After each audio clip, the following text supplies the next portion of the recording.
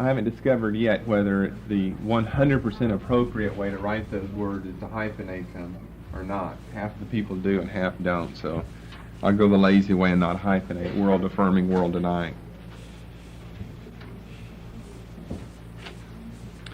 We're going to be looking at some more history again this morning, and something that I hope will prove to be very interesting to you, and something that mentally I hope I can make you so aware of that you'll be curious enough to do some reading on your own in this area.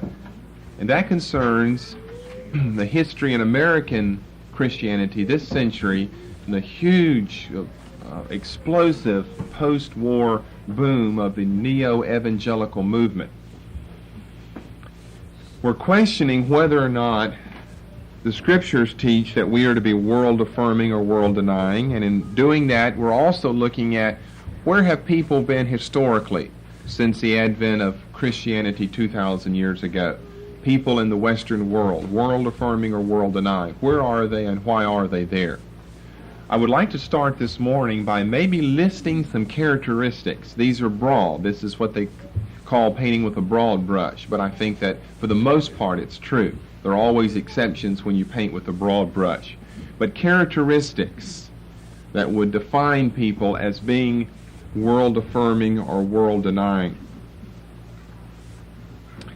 I have my own list of ones that I think are very true to life and very good, and I think that they say something about, you're just going to learn something sociologically through this. But maybe I'll start by opening it up for the floor to make their suggestions as to things that would characterize.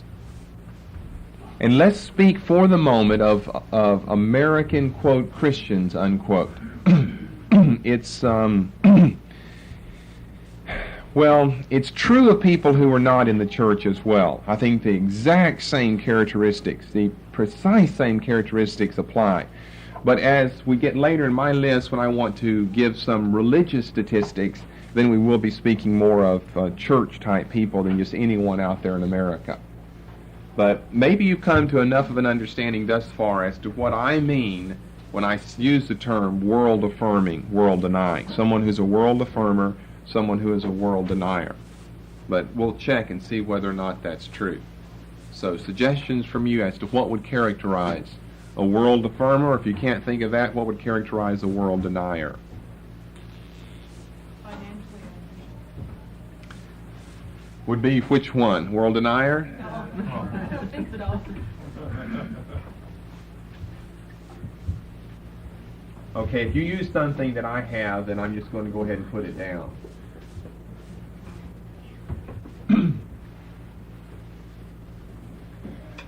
I think that world affirmers tend to be generally the affluent in society, whether they are in the church or outside of the church. They are certainly financially ambitious. And so whatever we put there, if it's that type of thing, I guess we could put over here, less so. Or, in other words, I think you call that poor.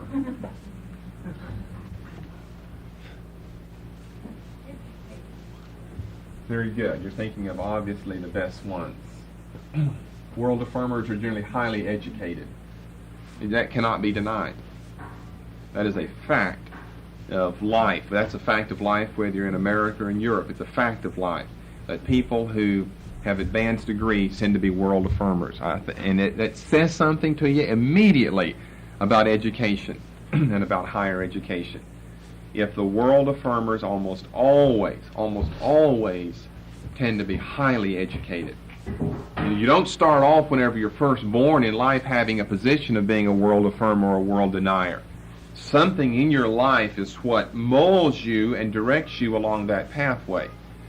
And education certainly directs someone along this pathway. So we put over here less so. Or you also call that ignorant.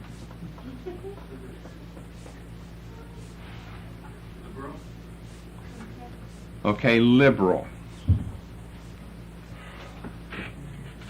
Certainly true. So let's put that.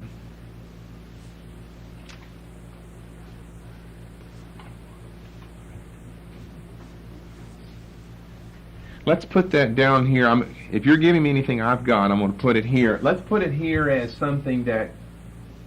Do you want to say any more than that? No, just that the affirmers would be liberal and the deniers would be... Okay, well, I'm going to put that under something that's religious then. You may mean something else, but I want to call it by another term. I would say they're very liberal in their interpretation of Scripture. Is that not what you meant, though, brother? Yeah, of their interpretation just in general. Okay. They're Well, okay, more- that's fine. I'm going to break that up into two different things then. Liberal in the interpretation of the Bible. In their morals. Okay.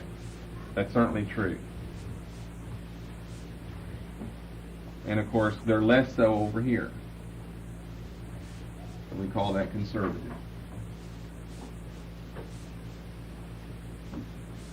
In other words, what I'm trying to give you here by this list is a checklist. You can check people out. Now, you may find someone who's affluent, who's a world denier, but that will be the exception. Most people who are affluent, you can't be affluent for the most part and be a world denier. You never would have got the affluence that you have unless you affirmed the world. Certain things are just self-obvious. So liberal in their interpretation of the Bible, and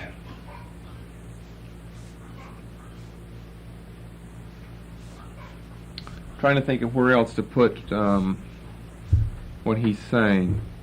We'll just go along. I think that may fit under number 3, but we'll come back to that. Some other characteristic. Self-pride or pride, some other category there. What I'm thinking of is like people that are in sports. Okay. Okay. Body conscious, what did you say? Better on themselves, more self-centered. Certainly so. Yes. See, all those things would apply then. So it seems as though, and this fits under what Mr. Bongard was just saying about liberal, it seems like the people who are kind of conservative in their morals are also conservative in their attitude about themselves. In other words, they generally tend to be more of a humble type person, more of a person who is at the disposal of other people, who is free to render service to maybe a neighboring farmer or something if he needs help. Whereas a person over here who's a world affirmer is one who is very concerned about himself and about his own private rights to life. Okay. That kind of blends in with some others, so just put that down wherever you want to put it. That's a good one to put down, though. These people, world affirmers, do tend to be more, and it's because of the fact they're liberal, that they're more self-centered. They've got to go after the things that they want in life. You don't have to have just these 9 numbers. That's all I can list on here. That's why I stop with 9. Do you think it is swayed, Which ones? world affirmer? They kind of like, a lot of times they'll change their personalities to different people.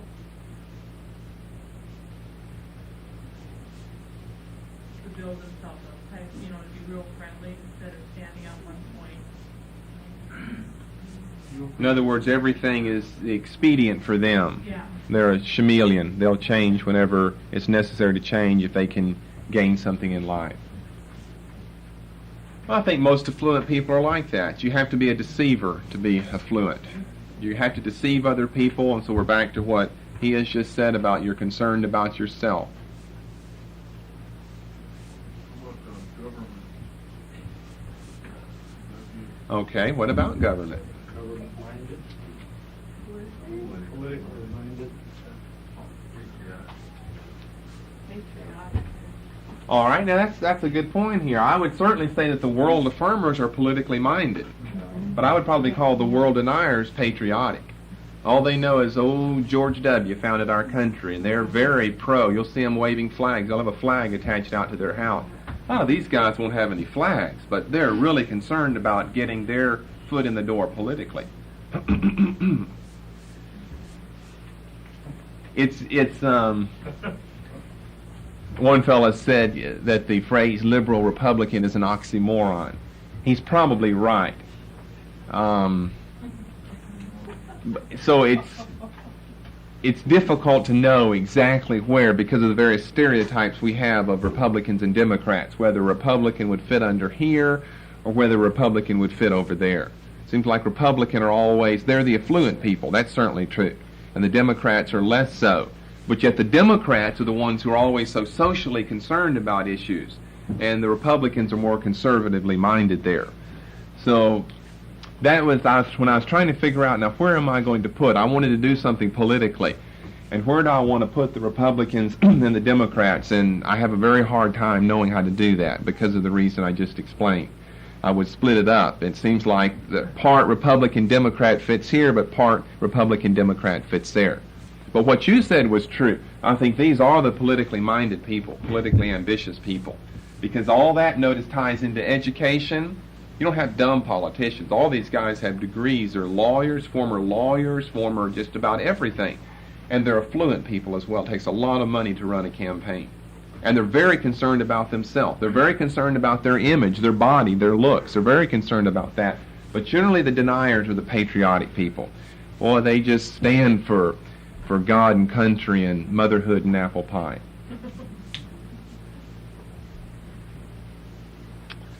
I should be writing more up here, but what else do you have? There's one chief one that you're forgetting that I find very interesting, but what about religious? You can drop down below liberal interpretation of the Bible. Anything else religious there that you can think of that would characterize world affirmers, world deniers? Okay, certainly. These are ecumenical people here. Let's write it the way I've got it here.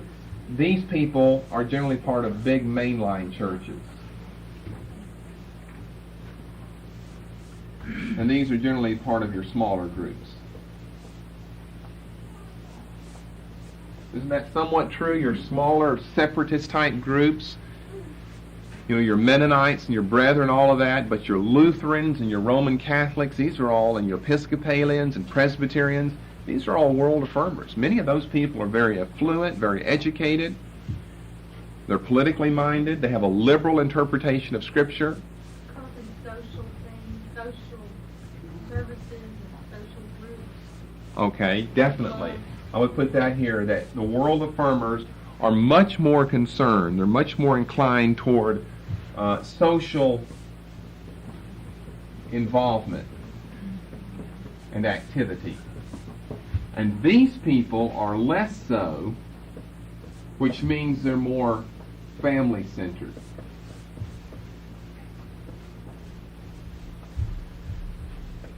I think that's true.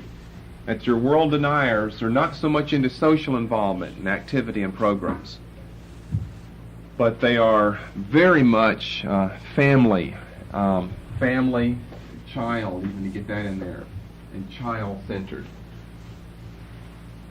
And I mean that in a good sense, child-centered. Very concerned about the raising and the upbringing of their children. And these people would pretty much prefer not to have any, because that's going to inhibit your gain of affluence and education and so forth. Would materialism be under who? Yes, these are the materialists here. These are the people who, if they've got 2 loaves of bread and you don't have any, why, he would sit there with his brilliant mind and think, well, how can I sit here fairly and eat 2 when you don't even have 1? This guy over here thinks you don't have any good. I want to run you out of the marketplace. If I can get you out of the marketplace, I can gain all this other wealth out here then. He hopes that he does have 10 and you don't have any. But not this person over here, though.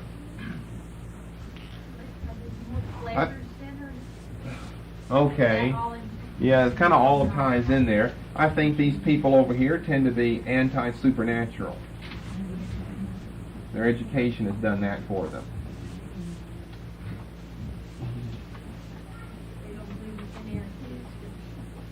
Well, no, I specifically mean they're contrary to all miracles. I mean, they have contrary views to anything that's a miracle. Therefore, the Bible simply is not right. It cannot speak to them. These people are the supernaturalists, the world deniers. They are certainly more pro-supernatural.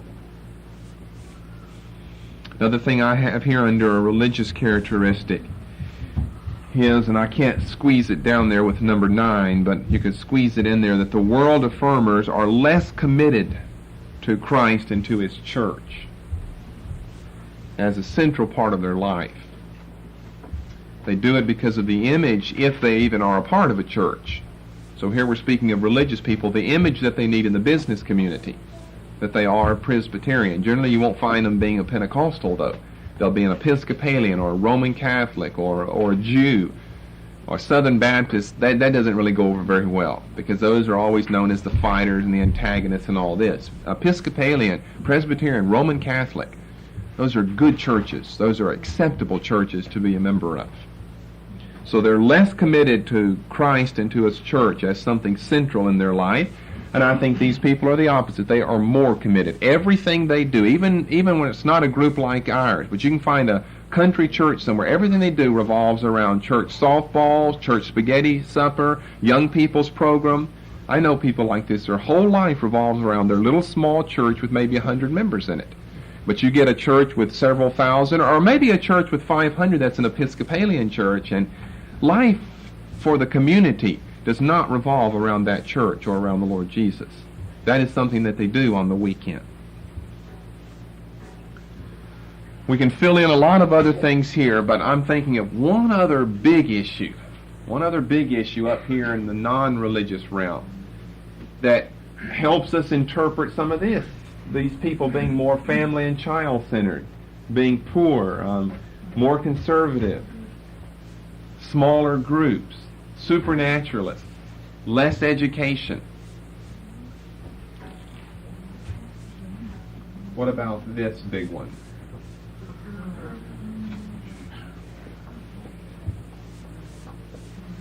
I think the world affirmers tend to be urbanites.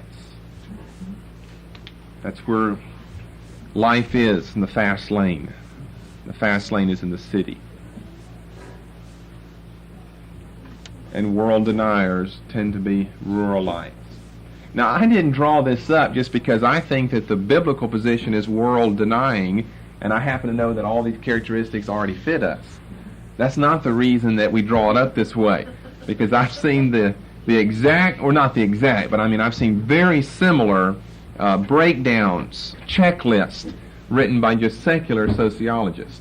I don't think that you can deny these characteristics, that they generally are true. Exceptions, yes. Generally, these are going to hold true. The people who believe the Bible are generally poor people. They're less educated. They're more family-centered. See, I wonder what came first, the chicken or the egg here, you know. That's what the sociologists want to get us in a big discussion about. Now, it's because they say that you're poor and uneducated and all of this, that, and the psychologists explain it like this, that people in this case of being poor, ignorant, and dumb, you know, if you're in that case, you tend not to have anything to look forward to in life. And so you build all your dreams for the future life. And you make the Bible and your religion the central, capital thing in your life then. But I'm not so sure that that's true. That's a very unfair caricature. That it's just because we can't do any better that, well, all right, then we're going to turn to the Bible. And this business of which came first, the chicken or the egg, did not their understanding of God's Word come first? Somewhere in their parents' or their grandparents' history or somewhere, that came first. And that tended to influence them in these areas. You can't help but in reading the Bible know that Jesus has a lot in the negative to say against affluence, against education, social involvement, the urbanites, a liberal view of Scripture, anti-supernaturalism, the whole bit there. And I guess especially this business of affluence. You know, Jesus has a lot to say against that. So if you're reading the Bible, you even pretend to be a follower of it, we would think that you would pick up what the Bible teaches in and you would try to live that and practice that in your life. So this is an important diagram I'd like to start with this morning, and I hope that you can keep that in mind. If you pretend to be a world denier, and if you think that's the biblical position, then I'm saying for the most part, these are the characteristics that should be evident in your life. And I'm saying that for the most part, if you are truly a world denier based on Scripture, you won't have to do anything about producing this. That will just be what characterizes you. If you're born with blonde hair, you're just born with blonde hair.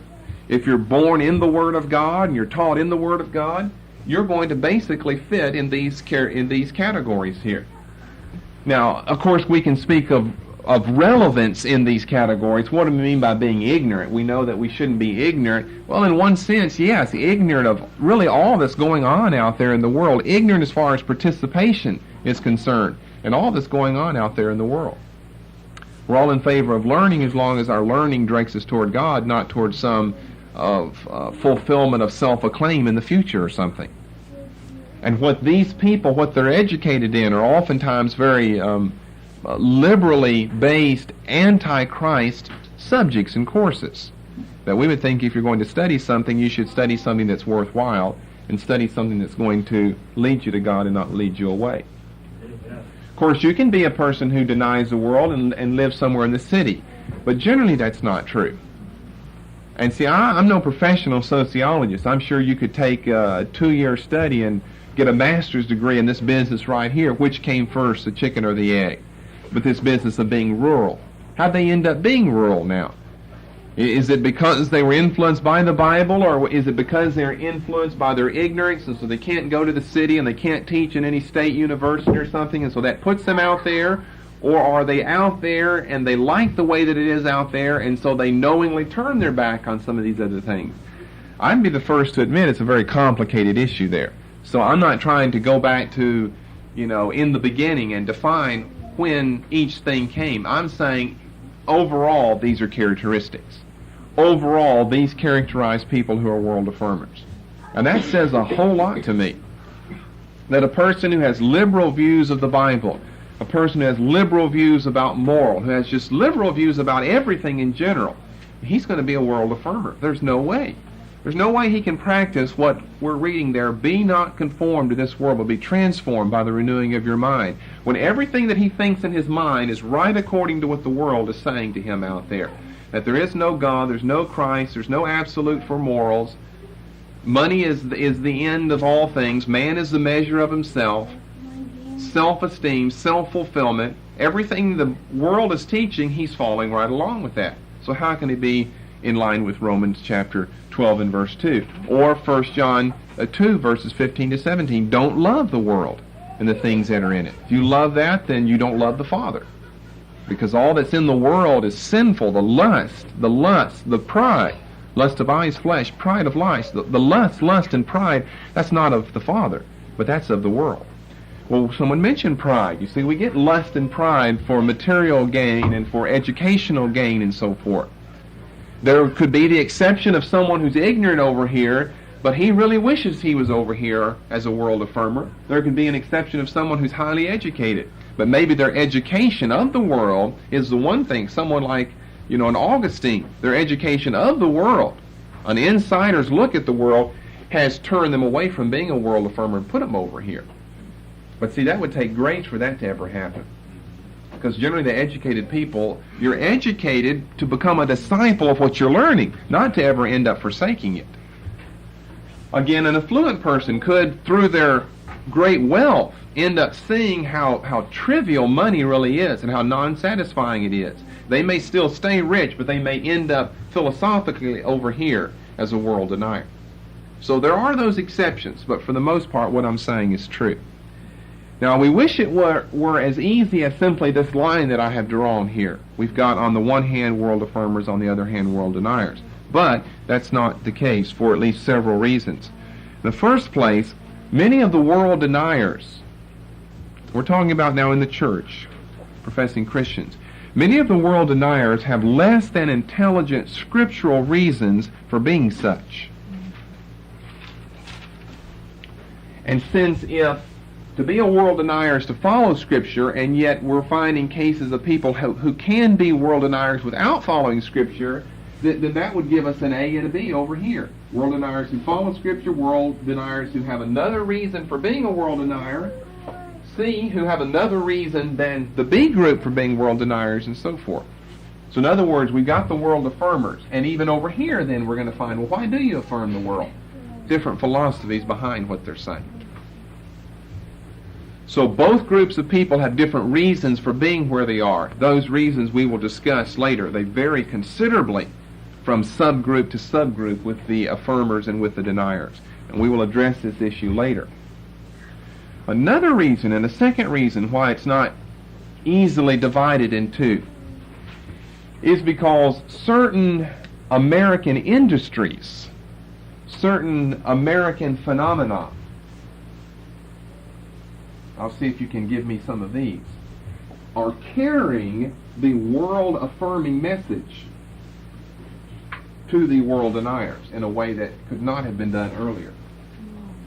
Certain American phenomena are carrying the world-affirming message to people who are rural, ignorant, poor, family-centered, and so forth. What are some of those phenomena? The media is certainly. Think of what television has done to this group of people right here. Philosophically, this is kind of where they've been based historically, from their upbringing or from their parental or grandparent heritage. But you've got, television is nothing but world-affirming. The media is nothing but world-affirming. World-affirming 1,000%.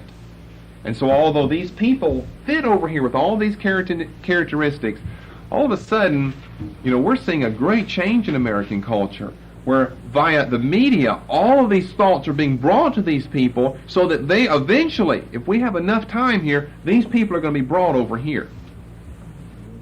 And then you won't have any world deniers. Everyone will be a world affirmer. What are some other things? Transportation, definitely.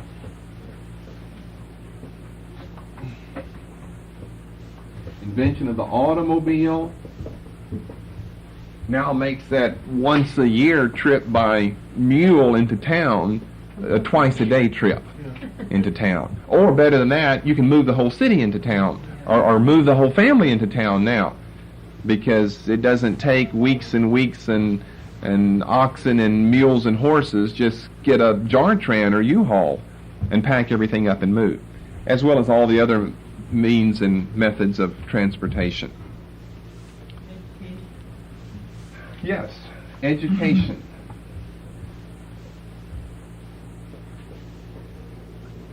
Education's making such a strong pull. Education has become one of the gods of American culture now.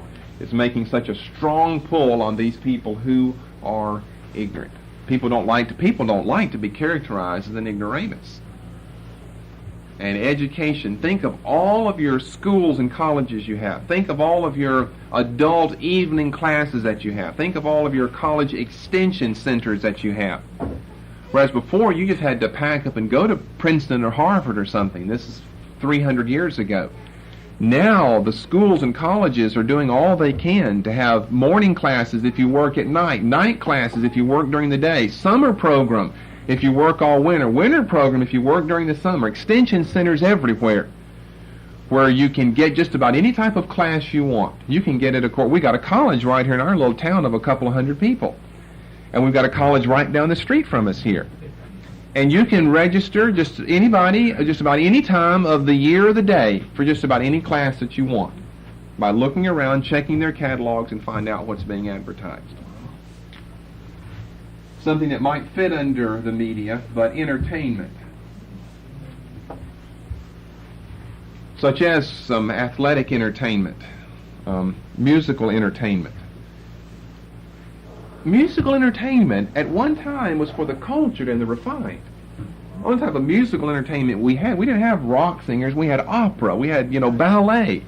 That was for the cultured, for a refined taste in people. And of course it still is. You don't generally have hillbillies going to the opera. But I'm talking about the expansion now of entertainment, where you've got blues and Mississippi music and New Orleans music and country western and pop and rock and disco and just every choice under the sun. And sooner or later some choice is going to be invented that attracts this group of people out here. They're very attracted to pop music. They're very attracted to country and western music. They're attracted to rock and roll music. Not attracted to the opera. That's always in a foreign language and you can never understand what they're saying.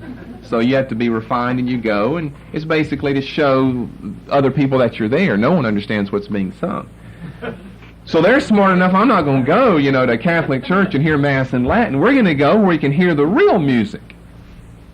And so we'll go hear Prince or someone like that today. Minneapolis boy or thing, whatever you call him. Media, transportation, education. Entertainment, something that's very attached right to media, but we'll separate advertising.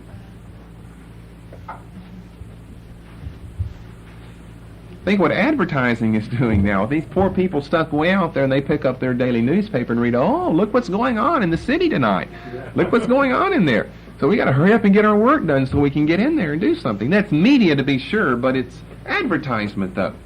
That is attracting these people. Our new inventions and birth control giving more time involved. Okay, let's say technology. Technology. What did Lockerbie call it? But better mousetraps that we call them time-saving devices that technology has given us. Certainly so. There are more things to do. Technology has given us more games to play. Entertainment gives us more things to go and see and be a witness of, and technology gives us more things to do. Sometimes technology helps us with our chores so we can do them more quickly and efficiently so we can have more leisure time to spend afterwards with entertainment. Seems like one thing just produces another thing then.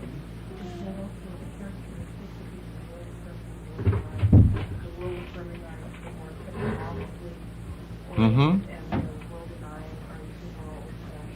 Yeah, because these people are the educated ones here, so they want to follow whatever education has produced. And education has produced all of this technology. And these people say, well, if God meant for man to fly, he would have given him wings.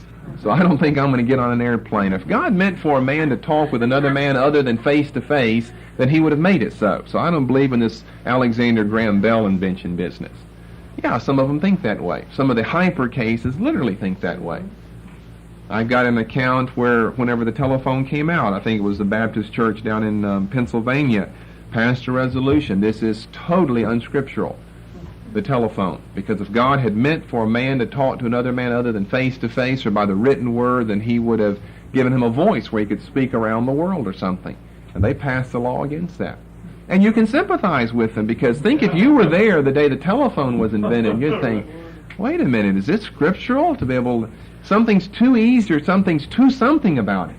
The same is true with transportation by airline or by automobile or whatever. For the continuation.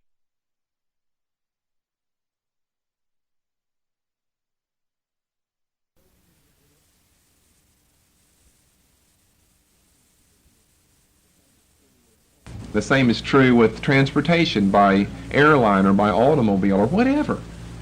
People over here, although we have them oftentimes stereotyped maybe too seriously, that too many of those people literally think of those arguments, that still has been their upbringing.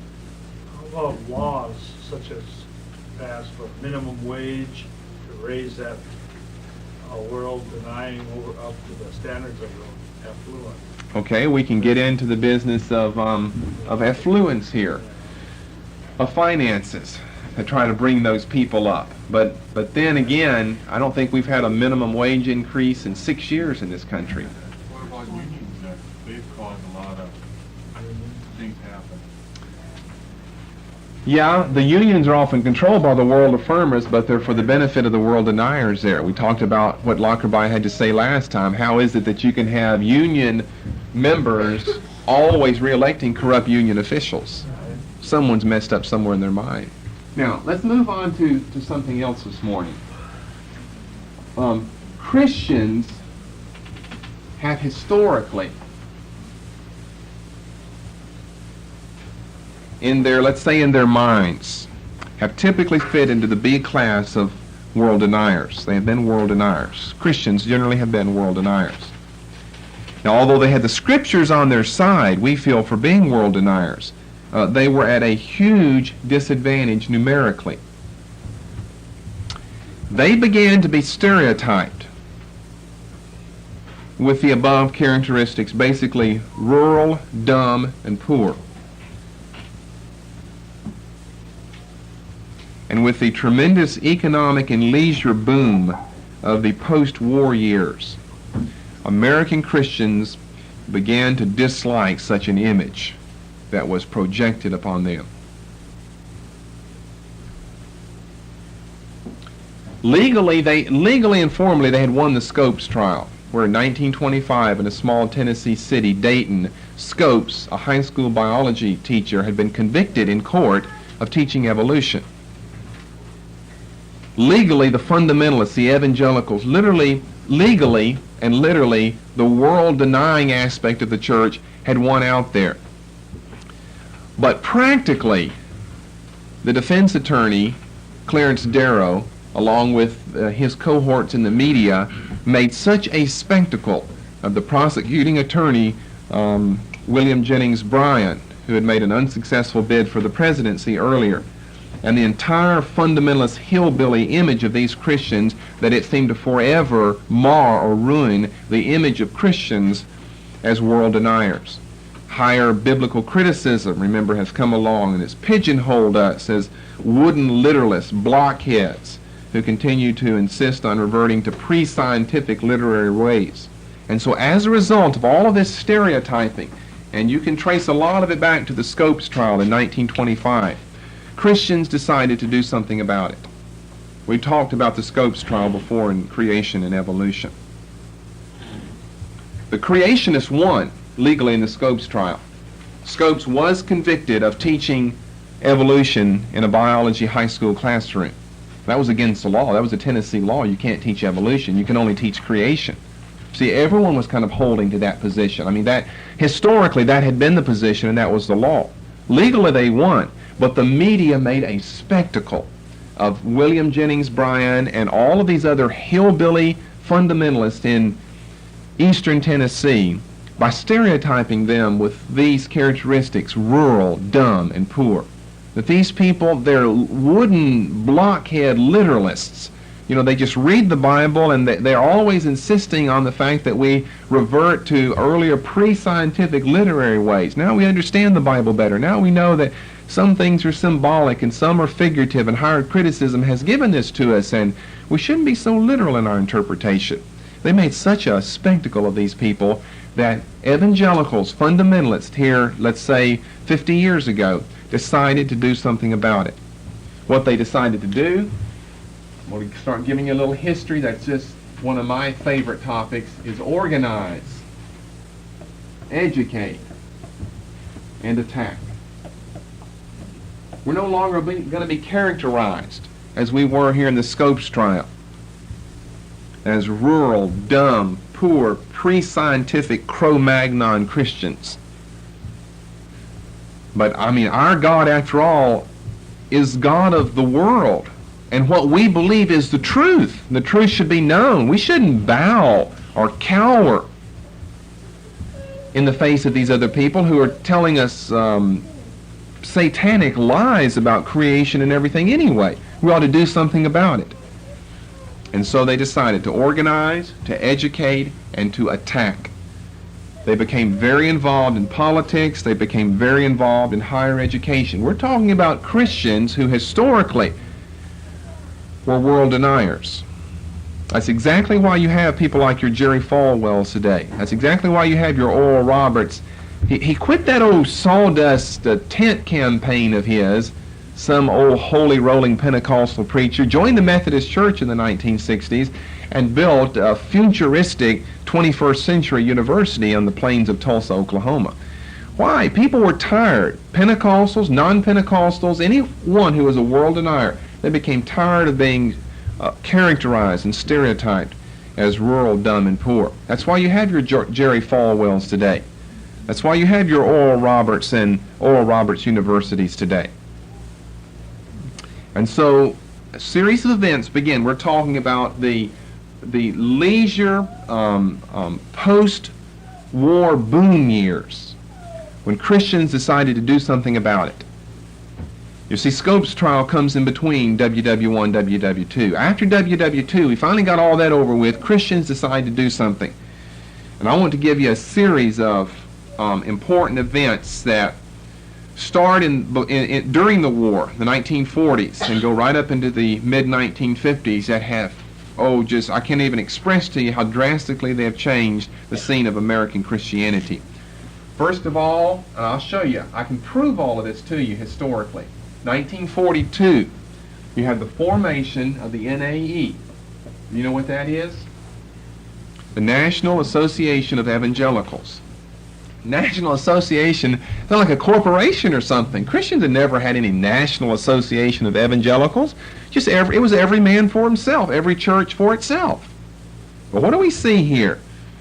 Organize, educate, attack. We'll organize ourselves. We'll educate ourselves in all the biblical, philosophical, scientific things we need to know. And we'll step out and do something about this image that we have. So in 1942, the National Association of Evangelicals was founded. I'm not a member of that, but that is a very important organization that exists in the United States today. 1947. What happened in 1947? You won't know these things probably. You won't know the dates, and you just don't realize how important these things are. Fuller Seminary was founded in Pasadena, California. Charles Fuller had been a famous radio preacher. You may remember him, those of you who are alive back in those Cro-Magnon days. Couldn't resist that. He was a famous... All right, we'll get to him.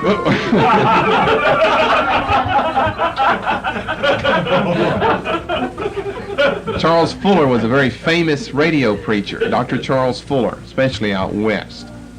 Fuller Seminary was founded 1947 with 2 months preparation, with 4 original faculty members. If I can remember who they were. Harold Lindsell, Wilbur Smith,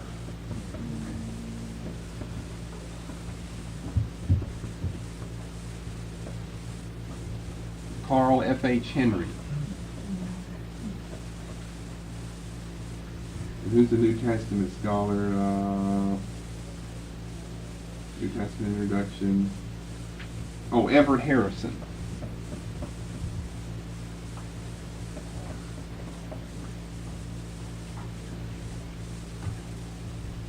Now you should know every one of these names and know some things about these men. 4 founding faculty members of Fuller Seminary: Harold Lindsell, Wilbur Smith, Carl F.H. Henry, Everett Harrison. What you don't know, maybe I can just supply real briefly here for you. You know a lot about Carl Henry already, and we're going to talk about Henry again here in a moment. The leading, most articulate evangelical theologian, the 20th century of the world, Carl F.H. Henry, founding editor of the magazine Christianity Today, which was founded by Billy Graham. Harold Lindsell, by the way, both of these now are past editors. Lindsell, also an editor of Christianity Today, right after Carl F.H. Henry. Wilbur Smith, professor of the English Bible, not Greek or Hebrew, for years and years, has written many good books, but his books are on almost like a lay level, so he's maybe not as well known as some of these others. Everett Harrison was a New Testament scholar. He's got a book, The Apostolic Church, on the book of Acts. He's got a commentary on that. New Testament Introduction, that's probably where he's best known, like Merle C. Tenney. Everett Harrison, a New Testament scholar. With as their president, who was absent the whole year, Harold J. Ockingay,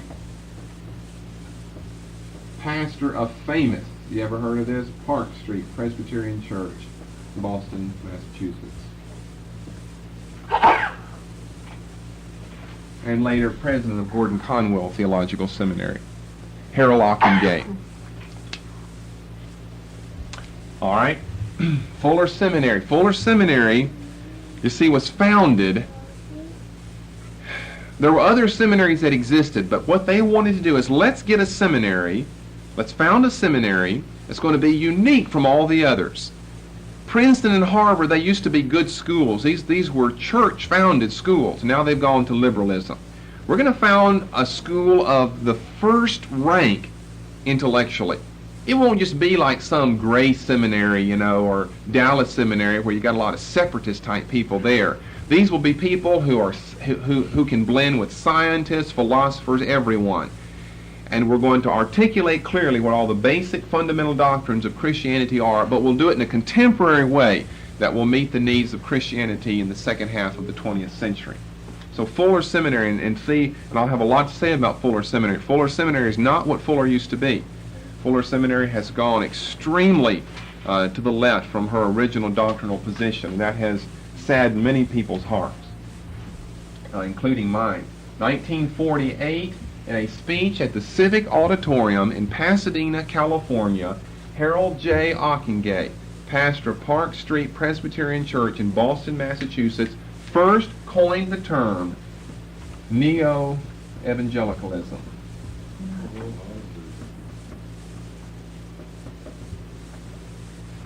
And I'll explain some more of what he meant, what we mean by neo-evangelicalism.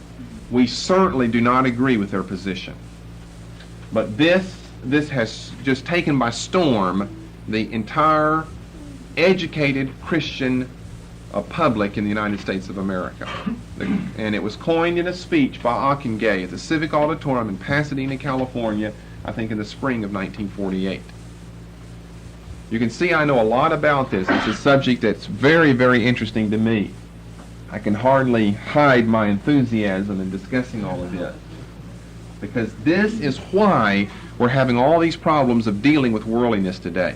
These are the guys who are writing all the books, telling us, well, stay with the fundamental historical doctrines of Christianity, but stay with them in a contemporary way.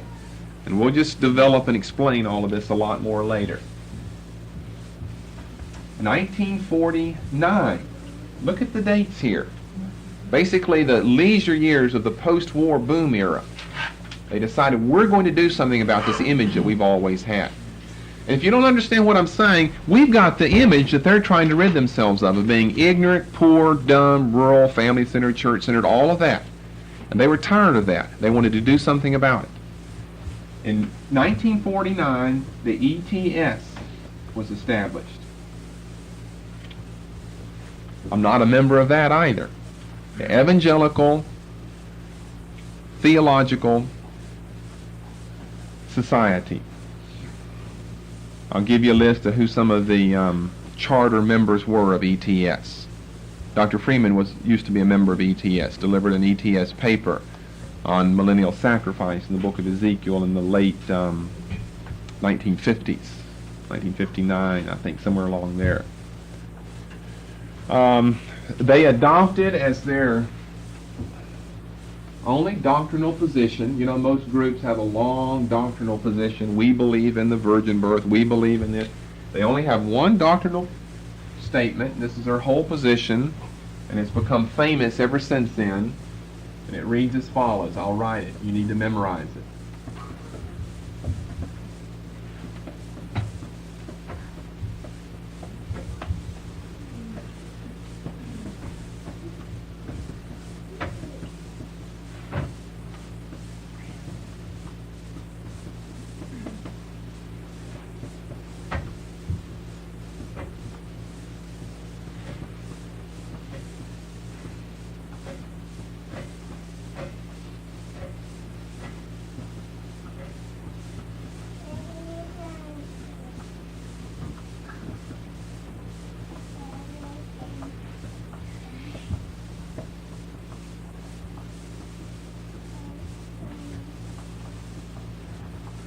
Very famous doctrinal position. The Bible alone and the Bible in its entirety is the Word of God, written and therefore inerrant in the autographs.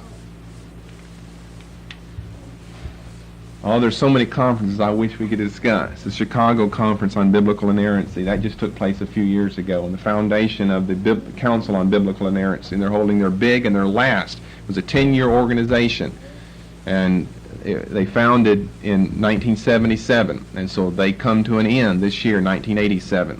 And they're having their one big, huge, last, final conference down in Philadelphia next month, September 1987. The Bible alone and the Bible in its entirety is the Word of God written and therefore inerrant in the autographs. Of course, they began publishing what used to be known as the Bulletin. ETS's Bulletin, the Bulletin of the Evangelical Theological Society. Now it's known as JETS, J-E-T-S, the Journal of the Evangelical Theological Society. Of course, any of those things that are published material I subscribe to all of that.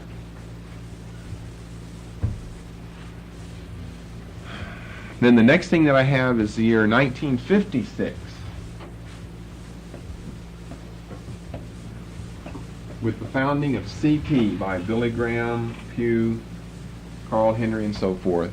The magazine Christianity Today, which was to serve as the evangelical, let's be more correct, the neo-evangelical counter to the liberal CC. What's the CC? What's the other big magazine? And you probably don't know because you come probably from a conservative background. No, the Christian Century. Christian Century with writers like Timothy Smith and Martin Marty and all of these people. Christian Century. You see, here had been a magazine that existed for, I forget how many years. I don't subscribe to this one. And presenting the views of Christianity with a liberal bias. And so these men, these groups are getting together. I mean, it's a huge, monumental assault on liberalism, on neo-orthodoxy, on the stereotypes that the world had put on these people. A huge, monumental, formidable assault on all of this. So they decided in 1956, Billy Graham and these other people got together, we need to establish a magazine that becomes the publishing voice for the new, on-the-rise, neo-evangelical movement.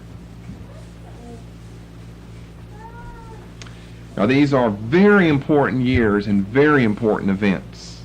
You might not remember all these dates, but you can at least remember post-war boom years.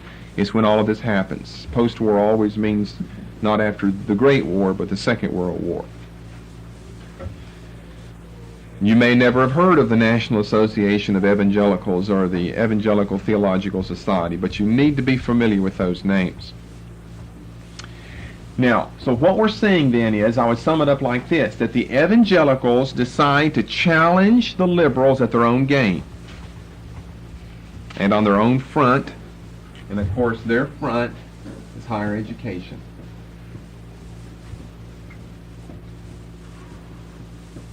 We'll give you more history later, but in case you don't know, Harvard and Princeton, and Princeton was it still is, it's a Presbyterian school.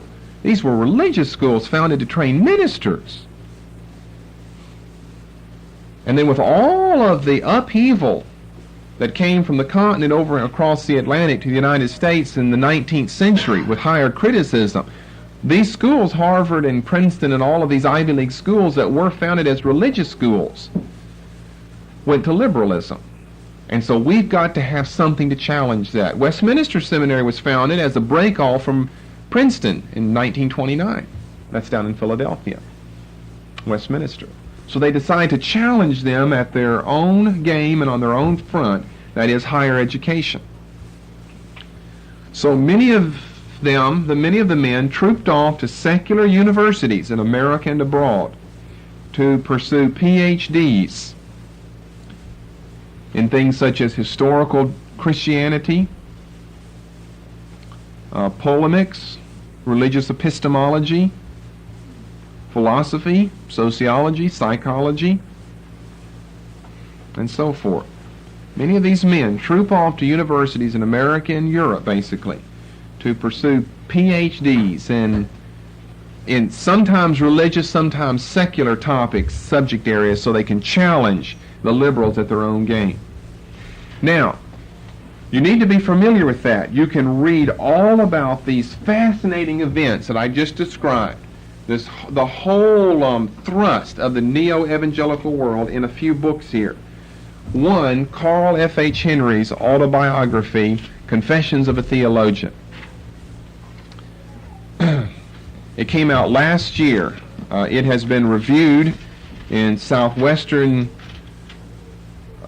Theological Journal's summer edition of 1987. It was reviewed in the Southern Baptist Theological Seminary in Louisville's journal entitled Review and Expositor in their summer of 1987 edition, which is this one, which just came out yesterday, as a matter of fact. Confessions of a Theologian. He speaks of his theological works that have been published. This reviewer, David Mueller, says undoubtedly this publication, which I'll show you here in a moment, is among the most significant statements of American evangelical theology in the last half of the 20th century. It says that Henry details, looking back over his long career, his teaching position at Northern Baptist Seminary, which is in Chicago, at Gordon Conwell, at Fuller, at Eastern Baptist, and at Trinity. Henry is probably more knowledgeable about evangelicals than virtually anyone alive. And that's because he has kind of been, like a founding father in all of this. Founding editor of Christianity Today, founding faculty member of Fuller Seminary, charter member of the Evangelical Theological Society. He was in on all of this. He probably is more knowledgeable about evangelicals than virtually anyone alive. He chides evangelicals, that is, in this book, Confessions of a Theologian, for various shortcomings of theirs, such as addiction to numbers, the cult of personalities, lack of rigorous scholarship, and a theologically informed engagement and critique of rampant secularism, which you'll get in his 2 books on ethics, Christian personal ethics and aspects on Christian social ethics. In American culture, he finds contemporary evangelicalism in the need of radical reformation and renewal if it is to exert, here's what they're after, exert much influence the waning years of this century. It was also reviewed in the magazine Christianity Today, the edition that came out February the 20th, 1987. It's done by Bruce Shelley, who's a professor at Denver Baptist Seminary in Colorado. And again, he gives a lot of his background. It says Henry takes no fewer than 5 full chapters to tell of his experiences with the magazine. That means Christianity Today. Obviously, not all who lived through the early days of Fuller Seminary and CT will agree with Henry's interpretation of the events. But historians, however, will find this autobiography a valuable resource for tracing the story of these institutions. At age 73, Henry still maintains 2 fundamental convictions. Number 1, American evangelicals presently face their greatest opportunity since the Protestant Reformation. Number 2, but they are forfeiting the opportunity stage by stage. So remarkable that Henry says this, because we say, yes, that's true, they are forfeiting their opportunity, and Henry is one of the ones involved in forfeiting it. But it's a fantastically interesting book. It's a book that changed a lot of my opinions about this whole business, and I've mentioned this book before. I mean, this is an insider's look, maybe a little vitriolic at that, but an insider's look at just what happened at Christianity. He ended up being fired from the magazine. And I will sum it all up as this. All of this business that we're seeing right here, and I'll sum it up, and I would swear almost on my grandmother's grave that no one can deny this, that it is nothing but a political game. That's all that we have here. It is nothing but a political game with big heavyweights slinging mud at each other, seeing who can get the most honorary doctor's degrees and the most books in print. Henry won't come out and say that because he's one of the ones involved in this, but he's very critical of the neo-evangelical world, although he's very much in favor of neo-evangelicalism, the whole movement. Go off to your university, get your secular PhDs, and challenge these secularists out there. Challenge these biologists and botanists. You go get your own degrees in that. Stay with, maintain your Christian convictions, and then they won't ever be able to just throw you off anymore as, well, you don't know anything. You just have your head in the Bible all the time when you've got a PhD degree in the same background, same area that that fellow does, the secularist. It's a fascinating book. Henry's published, I think, 20 books, been the editor of many others.